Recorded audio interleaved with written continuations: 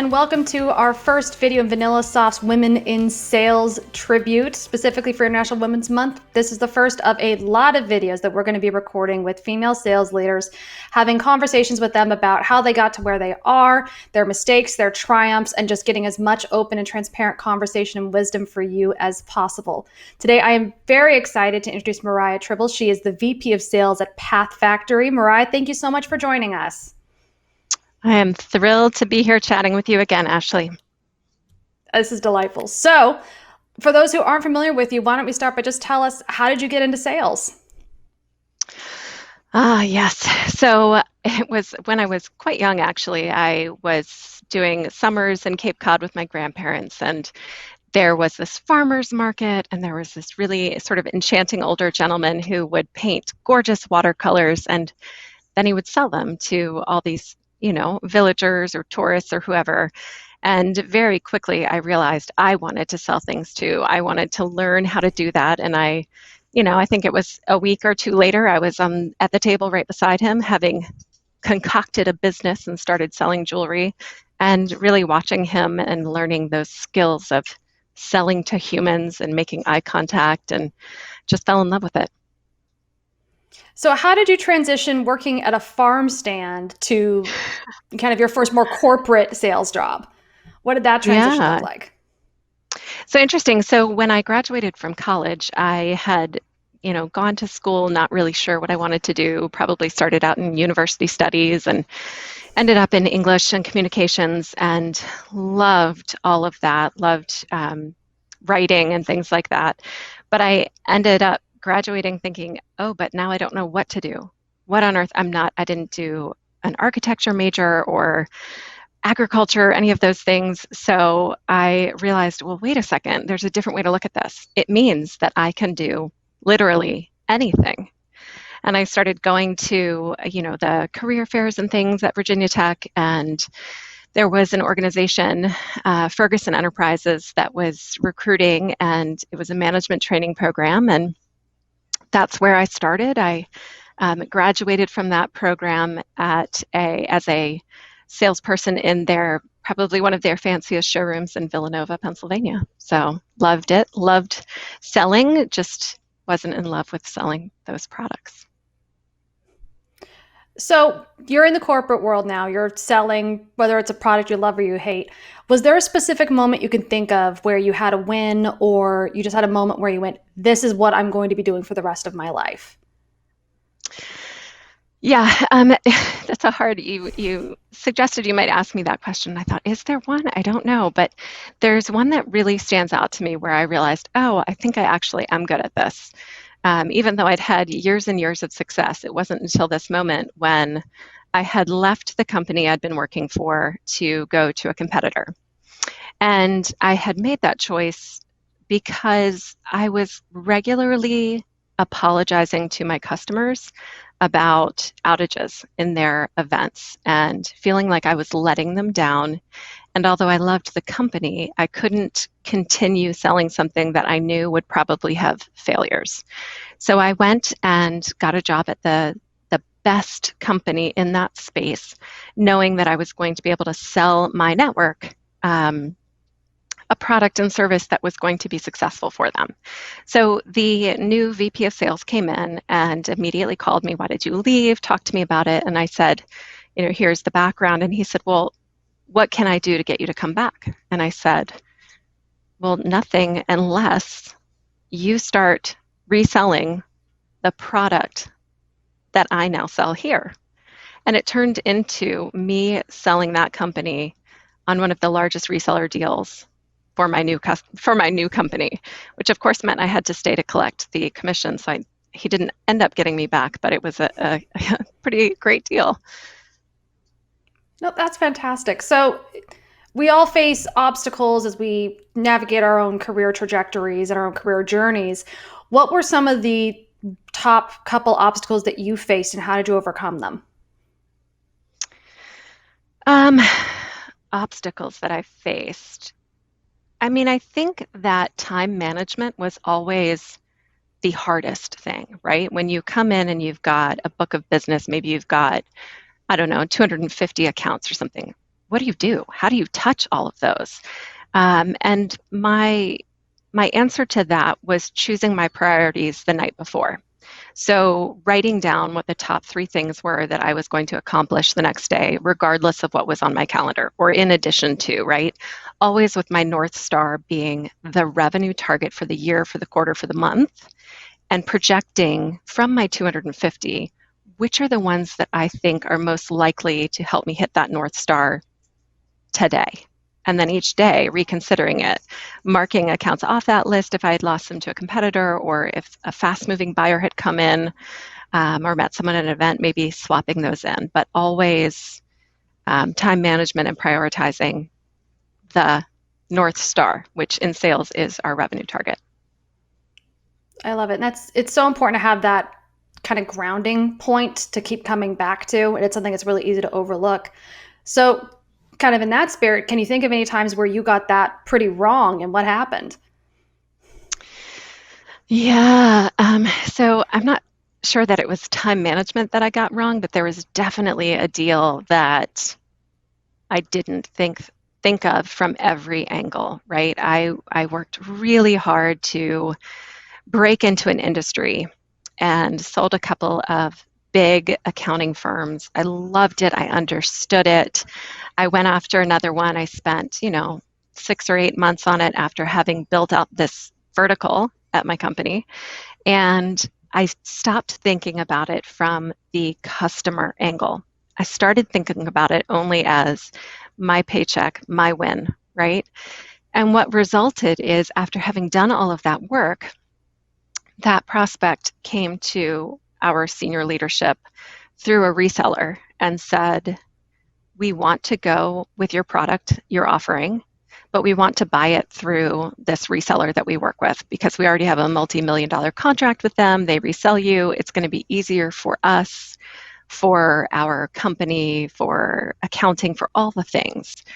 And there were mistakes throughout this, right? My sales leadership didn't explain it to me. I didn't understand that, I would still be taken care of. I was still just like a shark in the blood-infested water. I was after that win and stopped thinking. So these are things that you reflect on later in life and realize, oh, if someone had just clarified that for me a little bit better, I could have handled that much better for the company.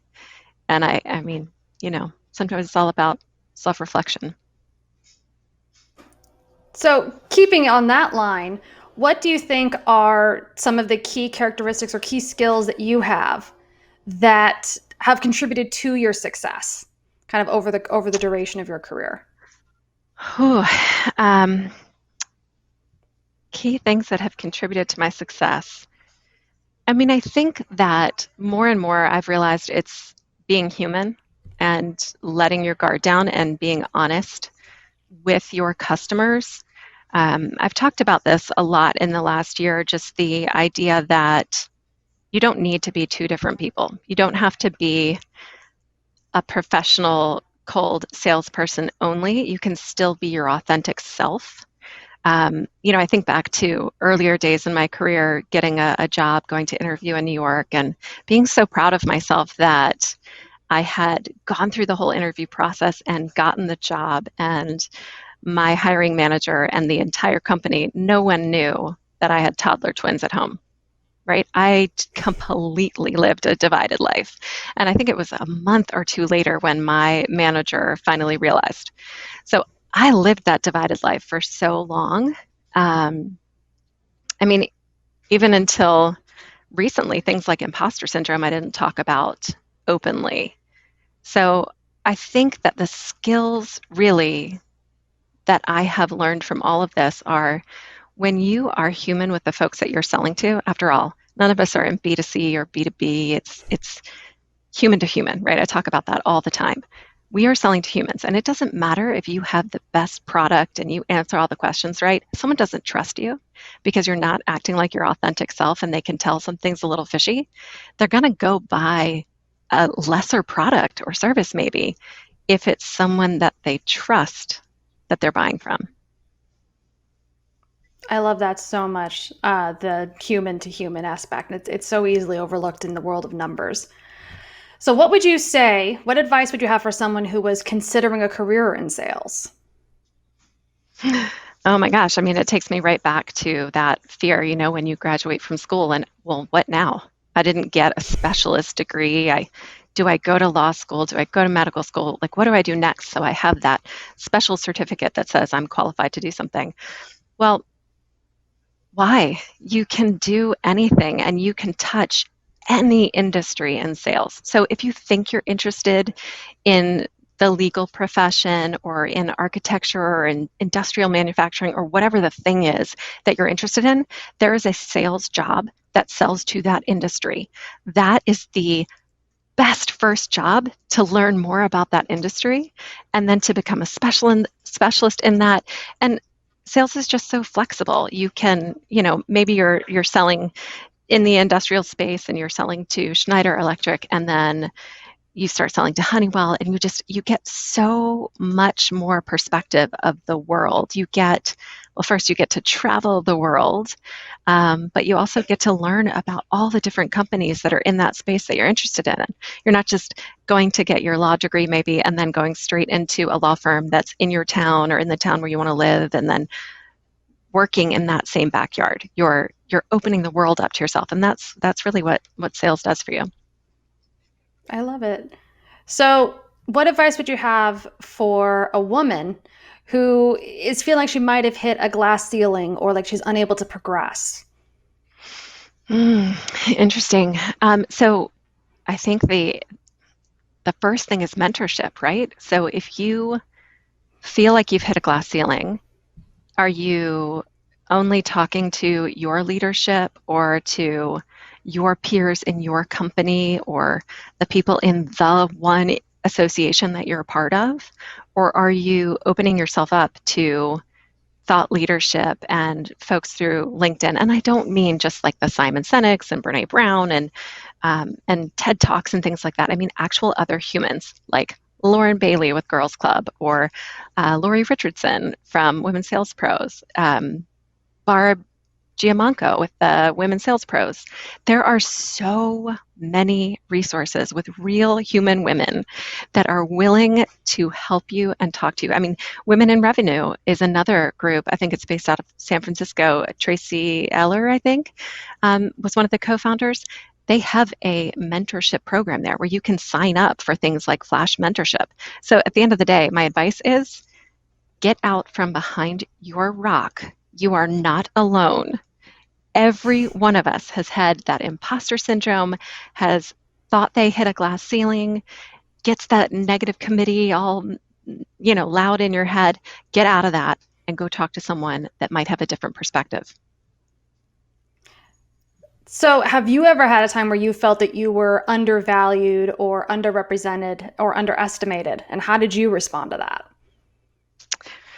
Ooh, sure, I have. I mean, I think that for me, the biggest culprit has been myself. I've been the one that really has underestimated myself more than anyone else. I have set, and this is the imposter syndrome talking, right? I've had managers, I've won awards and gotten President's Club, and I had a boss put one of my commission checks up on the big screen at the AKO, and I was embarrassed and shy and thought, don't tell anyone because this has got to be a fluke. I can't do it again. I don't know why. I must have gotten lucky, right? So for me, I have been the one that's held me back more than anyone else, and really getting out from behind my rock and talking to people about what I think, right, or the thoughts in my head has made me realize that one, I need to be that voice for other women so that they start talking, and two, that it's okay to be great at what you do.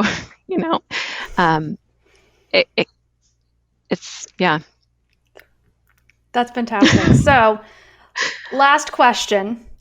How can we better support all the women in sales so that we can continue to achieve great things together? Oh, continue to support all the women in sales. One, be kind to one another, right? If you Yeah. are hearing someone like, I don't know, if you're hearing any woman speaking and you're thinking maybe negative comparison thoughts about her, remember that she's just like you. Even though she sounds confident up there and she's had amazing wins, I've almost said a bad word, she certainly um, has experienced the negative committee in her head, the little shitty, oh, I did say a bad word, sorry. The the committee, right, that's telling her you're not good enough or you're going to fall flat on your face on the stage or whatever it is. Lift each other up and reach out and be honest and say, I was amazed that you were able to do that. Can you tell me how you were able to do that? And realize that none of us are untouchable. We all have doubts. We all struggle to be successful, to push ourselves to be more successful time after time. I love it. Thank you so much for all of your time today, Mariah. We're going to put links in the notes to your LinkedIn profile so people can reach out. But thank you again so much for your time. Happy International Women's Month. And thank you all for listening in. I'm sure you got some great insights out of this. I know I did. I'm going to be talking to the negative committee in my head a little bit more as we go forward. Please make sure to keep listening in. We've got more great leaders coming up all month long, and we'll talk to you all soon.